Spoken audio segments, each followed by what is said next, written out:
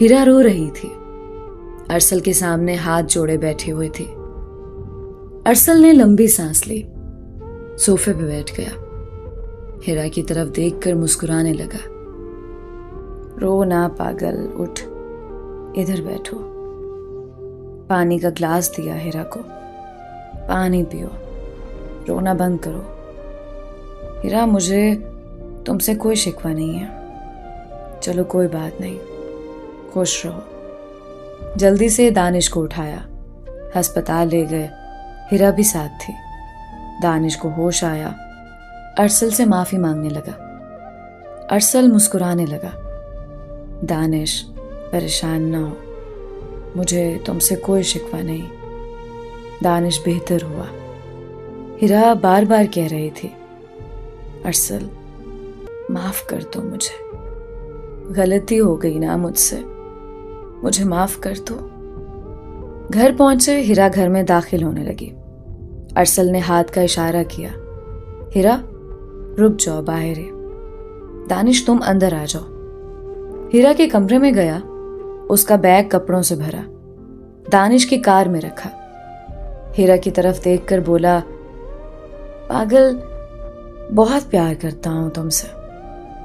तुम दानिश के साथ खुश हो ना, तो खुश रहो।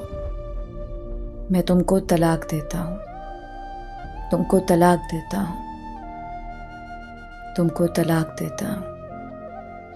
हीरा चीख चीख कर रोने लगी। अरसल, प्लीज मुझे माफ कर दो। दानिश के हाथ में हीरा का हाथ दिया। जाओ हीरा, अब तुमसे मुझे नफरत भी नहीं रही, चली जाओ। हीरा अरसल से कुछ कहने लगी। अरसल चिल्लाकर बोला, हीरा, इससे पहले मेरा जब्त टूट जाए और मैं यहां तमाशा लगाऊं, बेहतर है चली जाओ। हीरा दानिश के साथ चली गई। अरसल बेहाल हो चुका था। वो रोने लगा, तड़पने लगा, जैसे जिंदगी से नफरत हो गई। जिसे इतना चाहा वो बेवफा हो गई।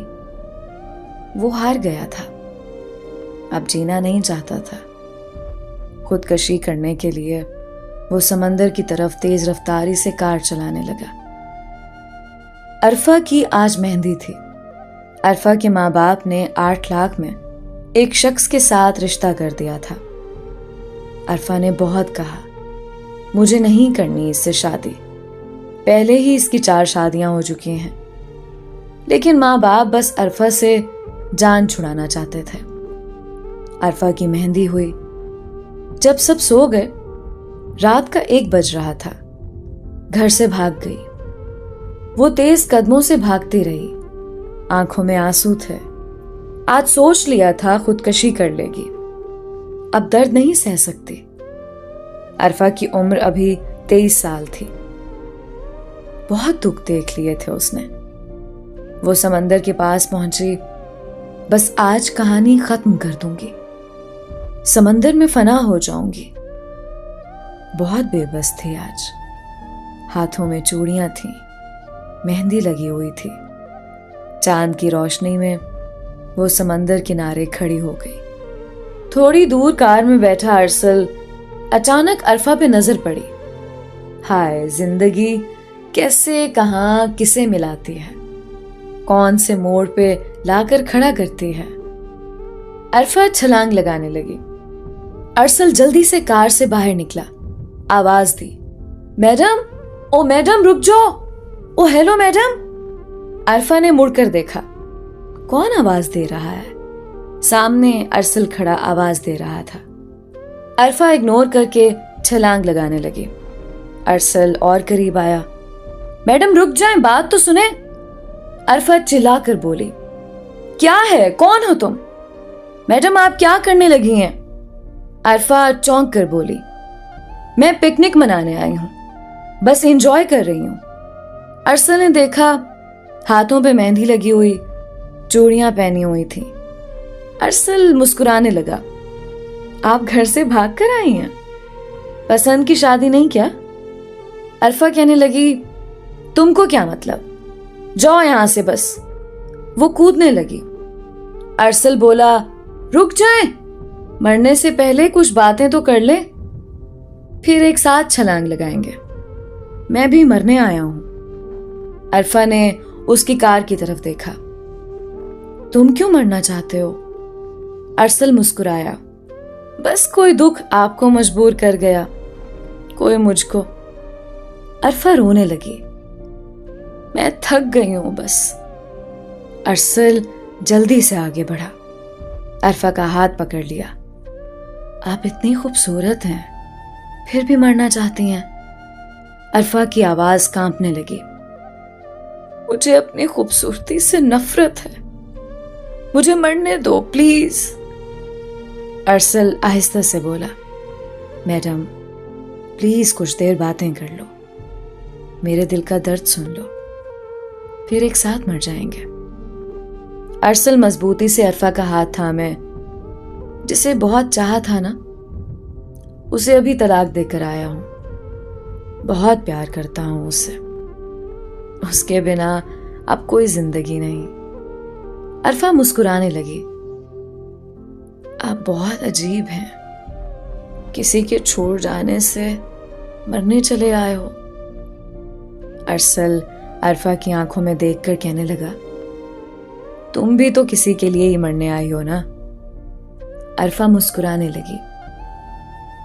मुझे कुछ नहीं बताना तुमको, घर वापस जाओ।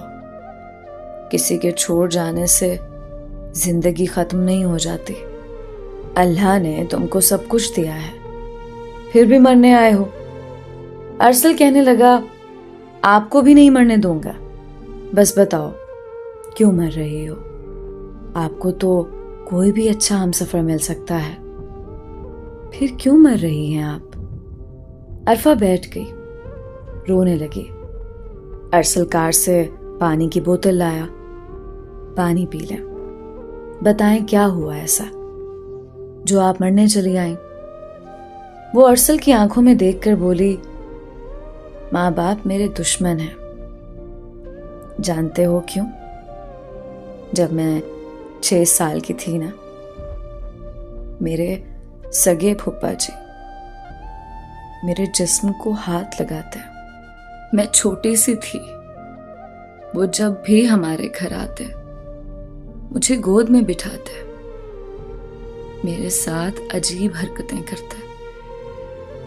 मैं छोटी सी थी, मैं कुछ जानती ना थी। अम्मी अब्बू से डर लगता था। एक दिन सब शादी पे गए थे, मेरे फूफा घर आए हुए थे। मैं 13 साल की थी। फूफा ने मेरे साथ जबरदस्ती की, मेरी बरहना हालत में तस्वीरें बना ली, मुझे धमकी दी मैं किसी से कुछ ना कहूं, वरना वो फिर मेरे साथ ऐसा करेंगे। मैं बहुत डर गई, बहुत ज्यादा। मुझे बुखार हो गया। कुछ दिन गुजरे थे कि मेरे फूफा ने मेरे अब्बू से कहा, शादी वाले दिन आपकी बेटी को मैंने किसी लड़के के साथ देखा था। जब अम्मी ने मुझसे पूछा